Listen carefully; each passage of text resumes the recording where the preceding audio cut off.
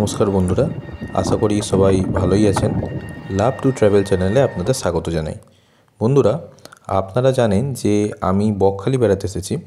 গত পর্বে আমি আপনাদের দেখিয়েছিলাম এখানে কিভাবে আসবেন, হোটেলের সন্ধান এবং আমি কোন হোটেলে খাওয়া দাওয়া করছি। যদি না দেখে থাকেন তবে দেখে নিতে পারেন, আমি আই বাটনে লিঙ্ক দিয়ে দেবো। আজ বকখালি ভ্রমণের দ্বিতীয় দিনে সকালবেলায় আমরা ব্রেকফাস্ট করে বেরিয়ে পড়েছি সাইট সিন করতে। প্রথমেই আমরা চলে এলাম বেনফিশ মৎস্য বন্দর দেখতে।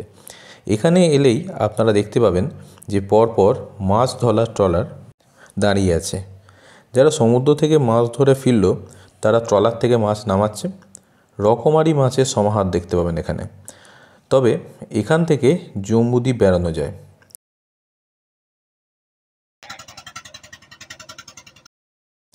আমরাও কিন্তু লঞ্চে চেপে জম্বুদ্বীপ গিয়েছিলাম, তবে সেটা আমি দেখাবো আপনাদের এর পরের পর্বে।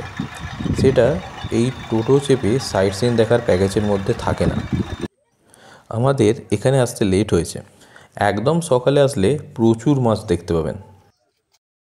যাই হোক, এরপর আমরা চলে এলাম আমাদের পরবর্তী গন্তব্য কার্গিল বিচ দেখতে। দেখুন, এইটা হলো কার্গিল সি বিচ। এটা এখানকার সানসেট দেখার ভিউ পয়েন্ট।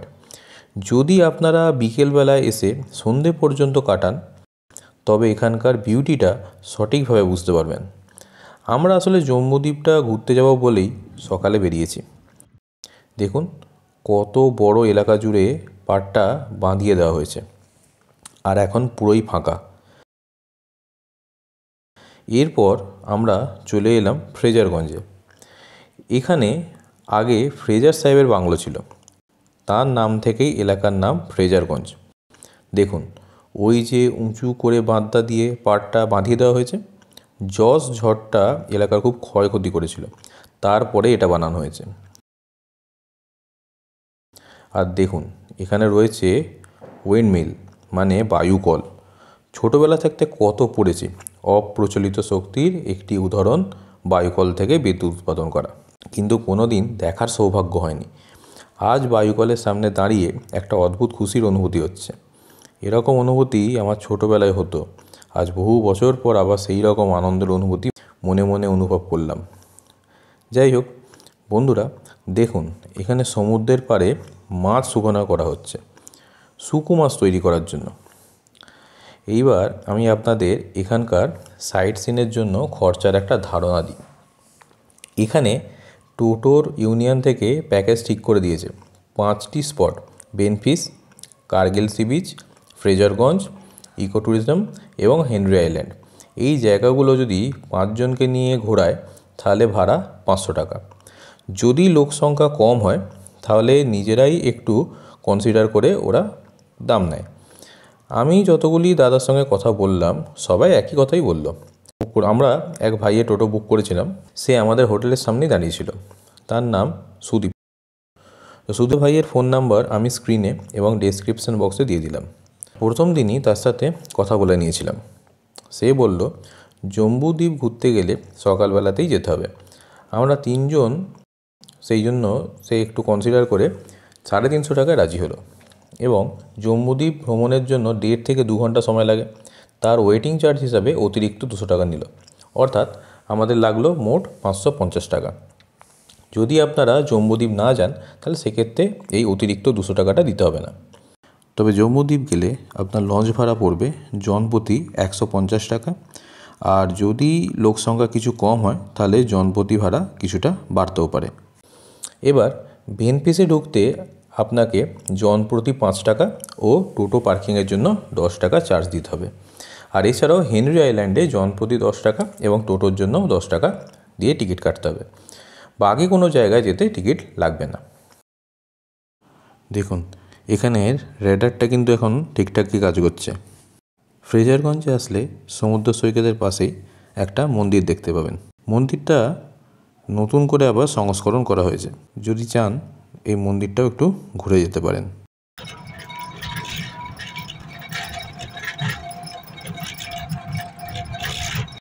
এরপরে আমরা ইকো পার্কের সামনে গিয়েছিলাম, কিন্তু সেখানে কটেজ এবং বাচ্চাদের পার্ক ছাড়া তেমন কিছুই নেই, সেই জন্য আমরা ভেতরে ঢুকিনি। কারণ তখন প্রায় দুপুর 2টো বাজে। এরপর আমরা চলে এলাম হেনরি আইল্যান্ডে। আমরা এখন ভেতরে ঢুকে বিচের দিকে যাচ্ছি। এটা মৎস্য দপ্তরের অধীনে আছে। দেখুন চারিদিকে শুধু মাছের ভেড়ি। এখানে 160টি মাছের ভেড়ি আছে, যেখান থেকে মাছ চাষ করা হয়। দেখতে দেখতে আমরা চলে এলাম। এবার আমাদের হেঁটে বিচ পর্যন্ত যেতে হবে। হেনরি আইল্যান্ডে প্রবেশ করছি। এই দুই পাশে দেখুন ম্যানগ্রোভ অরণ্য। কিছুক্ষণ এখানে চুপচাপ দাঁড়িয়ে থাকবেন, মনে হবে যেন সুন্দরবনের মাঝে দাঁড়িয়ে আছেন। আমার এই রকম পরিবেশে থাকতে খুব ভালো লাগে। আসলে যারা জঙ্গল ভালোবাসে তাদের এইরকম পরিবেশ ভালো লাগতে বাধ্য।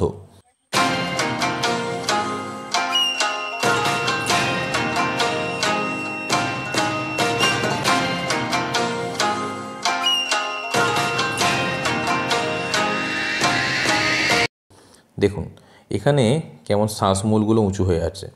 লবণাম্বু উদ্ভিদের শ্বাসমূল দেখা যায়, আমরা সবাই পড়েছি, কিন্তু এখানে আসলে সেটা নিজের চোখে দেখতেও পাবেন।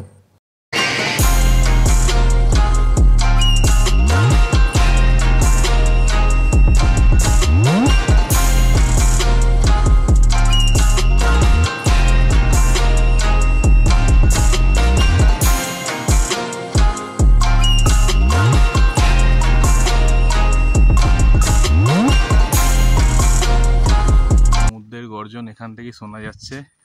সমুদ্রের আমরা কাছাকাছি এসে গেছি, দূরে দেখাও যাচ্ছে। ওই যে দূরে যে ফাঁকা নীল মতন অংশটা দেখা যাচ্ছে, ওটাই হলো সমুদ্র। দেখুন শুধু এখানকার বিউটিটা দেখুন।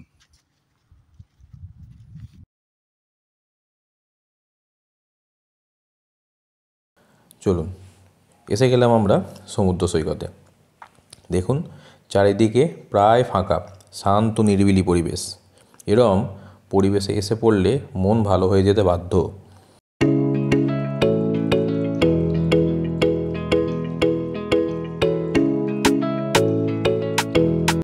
আমার বাবার মা তো মনের আনন্দে ঘুরে বেড়াচ্ছে।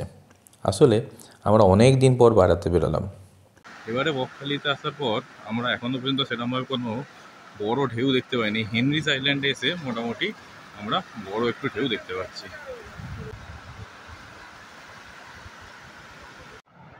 দেখুন বন্ধুরা, বলতে পারবেন এটা কি? এটা একটা গাছের গুঁড়ি। জজ ঝড়টা যে জঙ্গলের মানে এই এলাকার যে জঙ্গলের ওপরে কি ভয়ানক একটা প্রভাব ফেলেছে, এটা একটা মাত্র তার নিদর্শন। এরকম কত নিদর্শন যে এখানে ছড়িয়ে আছে শুধু দেখুন। বুঝতে পারছেন, এগুলো সব এক একটা গাছ ছিল। তার মানে এইটা পুরোটাই আইল্যান্ডের জঙ্গলের অংশ ছিল। দেখুন সামনের দিকেও দেখা যাচ্ছে এগুলো সব বড় বড় গাছ ছিল। এগুলো সব ওই জজ ঝড়ের সময়তে মারা পড়েছে। জজ ঝড় প্রচুর ক্ষতি করে দিয়ে গেছে এই আইল্যান্ডের। এখনো পর্যন্ত দেখা যাচ্ছে এখানে বেশ কিছু গাছ এরকম মুড়ে শুকনো হয়ে এরকম উল্টে পড়ে রয়েছে। যাই হোক বন্ধুরা, মন না চাইলেও এবার আমাদের এখান থেকে চলে যেতেই হবে, কারণ আমরা সেই সকালে ব্রেকফাস্ট করে বেরিয়েছি। প্রায় 2:30 বাজে। এবার আমাদের স্নান খাওয়া করতে হবে। স্নান খাওয়া আমাদের এখনও হয়নি। দেখুন বন্ধুরা, এই মুহূর্তে এই গোটা বিচে আমরা তিনজন ছাড়া আর কেউ নেই। এখন কিছুক্ষণের জন্য বলতেই পারি যে এই বিচটা আমাদের তিনজনের পার্সোনাল বিচ। কেউ নেই, এই তিনজন ছাড়া এই পুরো সি বিচে হেনরি আইল্যান্ডে কেউ নেই।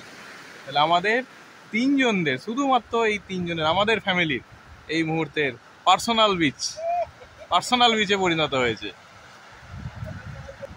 যাই হোক, হেনরি আইল্যান্ডে আমরা অনেকক্ষণ সময় কাটালাম। এবার হেনরি আইল্যান্ডকে বিদায় জানাবার পালা।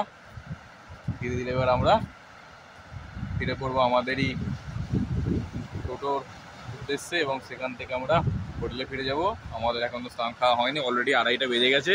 এবার গিয়ে হোটেলে আমরা স্নান পান করে তারপর খাওয়া দাওয়া করবো। যাই হোক, আমাদের হেনরি আইল্যান্ডের ভ্রমণ খুব ভালোই হলো। হেনরি আইল্যান্ডের অভিজ্ঞতা আমাদের খুব ভালোই হলো, কারণ শেষ পর্যন্ত আমরাই এই আইল্যান্ডে এই মুহূর্তে 3 জনই রয়েছি।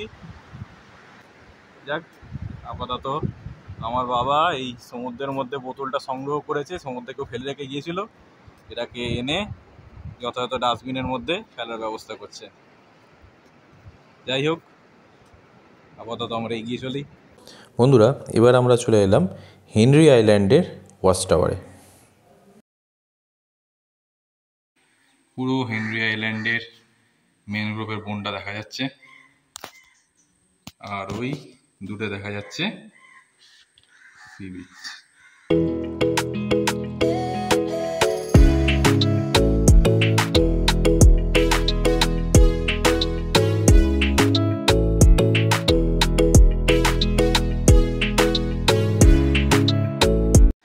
এই হচ্ছে সেই রাস্তা যেটা ধরে আমরা সি বিচে গিয়েছিলাম, এদিক থেকে আমরা এলাম, আর এই হচ্ছে এই সাইডে ম্যানগ্রোভটা। আর যদি আমরা এই দিকটা দেখি, এখানে মাছের ভেড়ি প্রায় 160টার মতন পুরো হেনরি আইল্যান্ড জুড়ে মাছের ভেড়ি রয়েছে, যেখানে ভালো রকম মাছ চাষ করে। আর যদি কেউ এখানে থাকতে চায়, এখানে কটেজ রয়েছে। এই যে দেখুন, এটা হচ্ছে আমার নাম দেওয়া হচ্ছে সুন্দরী কটেজ। এগুলো অনলাইন অফলাইন দুটোতেই বুক করা যায়। এছাড়াও সামনের দিকেও কিছু কটেজ রয়েছে হেনরি আইল্যান্ড ঢোকার মুখেতে, সেখানেও চাইলে থাকা যায়, এবং সেগুলো সবই অনলাইন এবং অফলাইন দুটোতেই বুকিং করার ব্যবস্থা করা হয়েছে। আর এই দিক থেকেই হচ্ছে আমরা এলাম, এদিক থেকে আমরা হেনরি আইল্যান্ডে প্রবেশ করেছি। দেখুন, এদিকটা পুরো ম্যানগ্রোভ।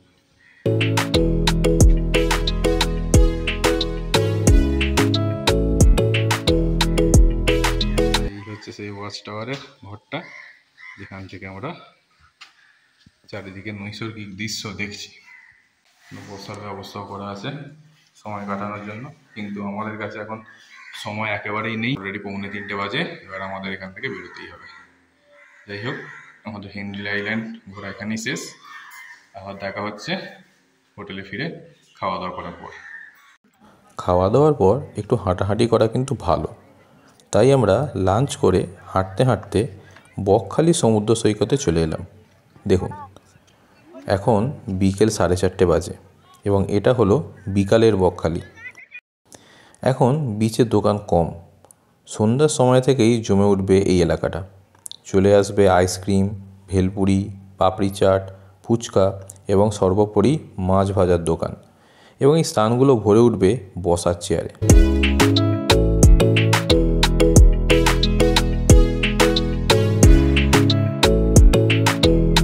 দেখুন, সূর্য অস্ত যাচ্ছে, কি সুন্দর রং দেখা যাচ্ছে। সমুদ্র বেশ কিছুটা দূরে, চলুন সমুদ্রের কাছে যাই। এখান দিয়ে হাঁটলে আপনি কল্পনা করে নিতে পারেন যে আপনি মরুভূমিতে চলে এসেছেন, কেননা সামনে কিছুটা উঁচু, তারপর সমুদ্র, তাই সমুদ্র কাছে থাকলেও দেখা যাচ্ছে না।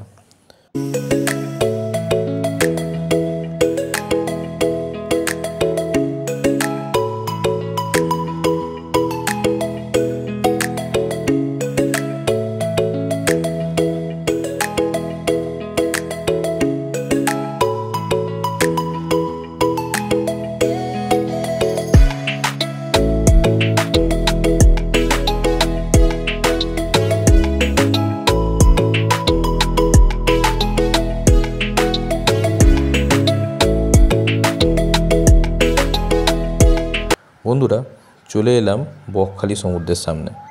দেখুন কত সুন্দর দৃশ্য। সূর্যাস্তের সময় হয়ে গেছে এবং এখানে মানুষজন অলসভাবে ঘোরাঘুরি করছে, সবাই আনন্দ উপভোগ করছে। যদি আমি পারতাম তাহলে এই সময়টা আমি থামিয়ে দিতাম এবং যতক্ষণ না পর্যন্ত আমার মন ভরছে ততক্ষণ এইভাবে এই সৌন্দর্য উপভোগ করতাম। আর এই সানসেট হচ্ছে দারুণ দৃশ্য।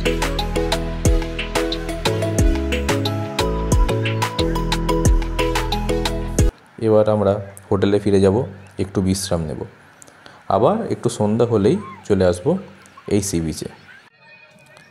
এখন বাজে রাত 8টা। আমরা হোটেল থেকে বেরিয়ে একটু চা খেয়ে ধীরে সুস্থে এসে পৌঁছলাম বকখালি সি বিচে। দেখুন, চারিদিকের পরিবেশ আবার জমজমাট হয়ে উঠেছে, বিভিন্ন খাবারের স্টল আর মন মাতানো মাছ ভাজার গন্ধ। বন্ধুরা, আমি দেখলাম এখানে কুকুরের খুব উপদ্রব। কুকুরগুলো একদম দল বেঁধে 8-10টা একসঙ্গে ঘোরাঘুরি করছে। তবে তারা নিজেদের মতন করেই আছে, মানুষকে কিন্তু কোনো ক্ষতি করছে না। আবার আমরা এগিয়ে চলেছি 3টি পছন্দ মতো চেয়ার বেছে নিয়ে বসতে, গল্প করব, পরিবেশ উপভোগ করব, আর অবশ্যই মাছ ভাজা খাবো। আজ আবার পাপড়ি চাপটাও খেতে ইচ্ছে করছে, সম্ভব হলে সেটাও খাবো। যাই হোক বন্ধুরা, এবার আমি চললাম আমার পরিবারের সঙ্গে সময় কাটাতে। তাই এই পর্ব আজ আমি এখানেই শেষ করলাম। আগামী পর্বে দেখাবো আমাদের জম্মুদ্বীপ ভ্রমণের অভিজ্ঞতা। সবাই ভালো থাকবেন, দেখা হচ্ছে আগামী পর্বে জম্মুদ্বীপে। এতক্ষণ আমার সঙ্গে থাকার জন্য ধন্যবাদ।